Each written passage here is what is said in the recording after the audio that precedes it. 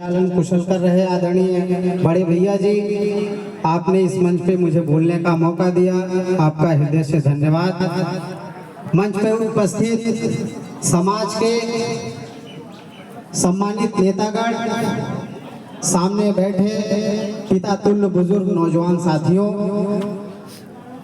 गया जी के भंडारे रोहेरा की इस पावन धरती पर आप सभी का हार्दिक स्वागत, वंदन एवं अभिनंदन करता हूँ।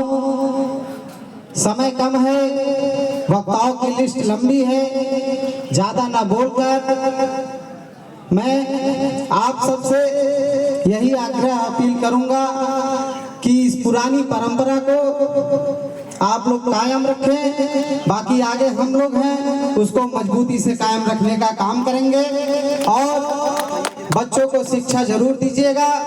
एक रोटी कम खाइएगा लेकिन शिक्षा जरूर दीजिएगा कि जब शिक्षा रहेगा तभी हम आप अपनी आवाज को बेबाक से रख सकते हैं किसी के सामने।